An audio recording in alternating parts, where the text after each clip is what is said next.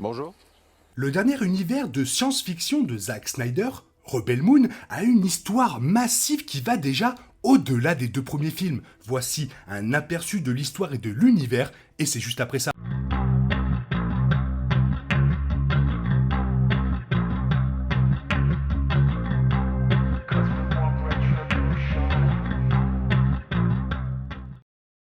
La franchise va arriver sur Netflix en deux parties. Rebel Moon Enfant de Feu le 22 décembre 2023 et Rebel Moon L'Entailleuse le 19 avril 2024. Mais il semble que l'histoire de Snyder pourrait s'étendre à d'autres films, livres et beaucoup plus encore. Zack Snyder s'est fait connaître en tant que réalisateur grâce à sa création d'épopées plus grandes que nature comme 300 avant de finalement prendre les rênes de l'univers DC avec Man of Steel et Batman vs Superman Dawn of the Justice avant d'être notoirement démis de ses fonctions de directeur de Justice League pendant la post-production. Alors que Snyder avait un plan d'histoire tentaculaire en 5 parties pour ses films DCEU, certains ont soutenu que sa vision était trop grande et controversée pour certains publics et critiques. Maintenant qu'il est derrière sa propre histoire originale avec Rebel Moon, les chaînes sont levées et il rend l'histoire aussi grande et épique que possible.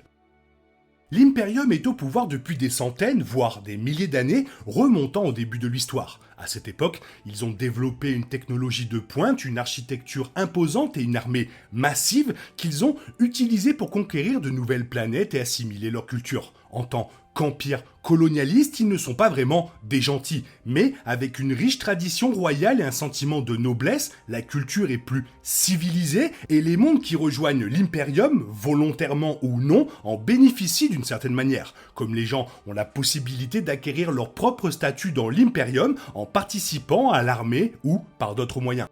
La famille royale est gardée par un ordre chevaleresque de robots, les Jimmies, programmés pour protéger et servir le roi et attendre l'arrivée de la mythique princesse Issa, qui, selon la prophétie, apportera la paix dans la galaxie. Les Jimmies portent de nombreux symboles puissants liés à l'Imperium et à la famille royale sur leur armure élaborée, y compris des symboles avec un serpent, un calice et un loup, qui sont également tous des symboles importants ailleurs dans le film.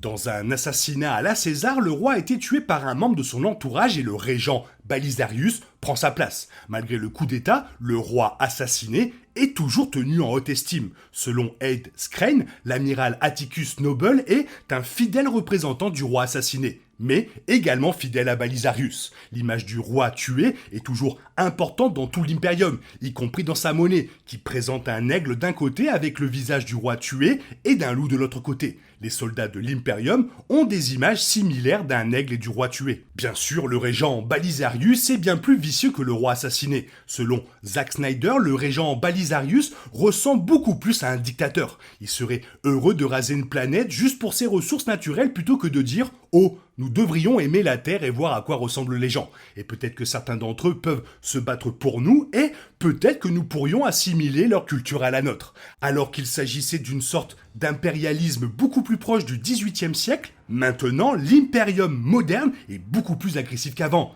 C'est même pire que ça.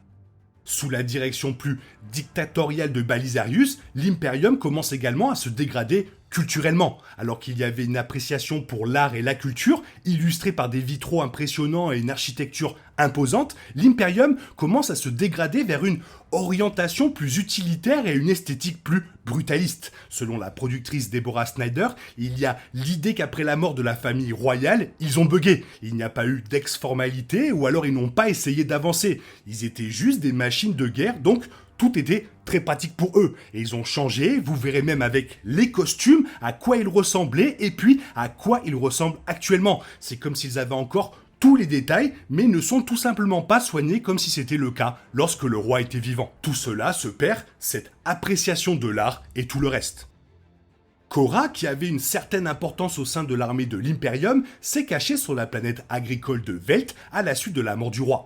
La loyauté précédemment observée au sein de l'armée de l'Imperium s'est érodée à mesure que d'anciens dirigeants, comme le général Titus, partaient en exil, laissant l'armée de l'Imperium à des personnalités bien plus impitoyables comme l'amiral Noble et les soldats critéens, que le maître accessoiriste Brad Elliott décrit comme vieux. Les soldats qui sont restés de l'ancien régime au nouveau régime sont maintenant ce genre de super soldats. Et qu'ils soient drogués ou qu'ils aient simplement suivi une formation ou qu'ils soient vraiment bons parce qu'ils ont survécu, nous ne le savons pas. La rébellion Blood Axe, dirigée par Darian Blood Axe et sa sœur Devra Blood Axe, commence à libérer des esclaves de l'Imperium tels que Milius pour rejoindre leur insurrection. L'amiral Noble assume la responsabilité d'écraser la rébellion. Comme le dit Ed Skrein, sa motivation est de retrouver ses insurgés et de les ramener pour satisfaire le Sénat, pour peut-être gagner un siège au Sénat, pour satisfaire son père, Dominic Noble, et pour peut-être acquérir une position plus élevée et ne pas être envoyé aux quatre coins de la galaxie. Pendant ce temps, les Jimmies ont perdu leur but. Comme l'a révélé dans la bande-annonce l'un d'eux, exprimé par Anthony Hopkins, j'ai reçu des souvenirs d'un monde que je ne verrai jamais, une loyauté envers un roi que je ne peux pas servir, et un amour pour un enfant que je ne pouvais pas sauver. Sans but après la mort du roi tué et la mort supposée de la princesse Issa, les Jimmies perdent leur dynamisme et deviennent des drones de travail irrespectueux pour l'Imperium, que Zack Snyder qualifie de chariot élévateur glorifié.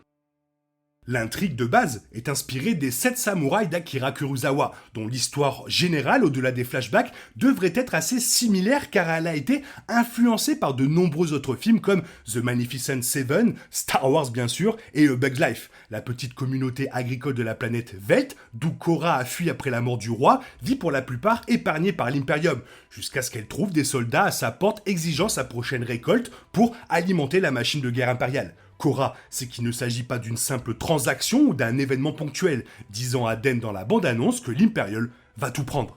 Suivant la structure des 7 samouraïs, Korra entreprend de voyager vers un certain nombre d'autres planètes pour trouver de puissants guerriers qui aideront Velt à défendre leur ferme contre l'Imperium.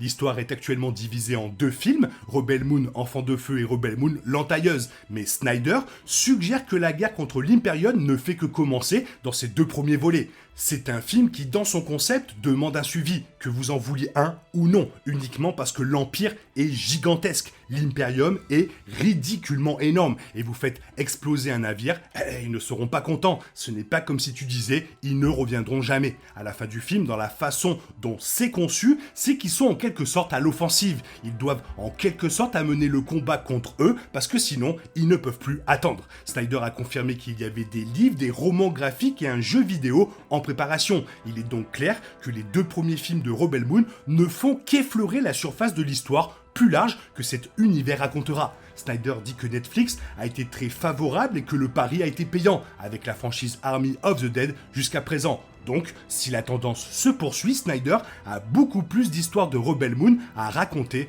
avant d'avoir terminé. Voilà, bien sûr, moi je suis emballé de ouf, c'est un nouvel univers qui ouvre ses portes juste pour nous, merci Zack Snyder, j'arrive même plus à en parler, dis. Toi, qu'est-ce que t'en penses? Fais-moi part de ton avis dans la zone commentaire, sinon il est temps pour toi de reprendre le cours normal de ta vie, on se retrouve demain pour une nouvelle vidéo, bisous, bye bye.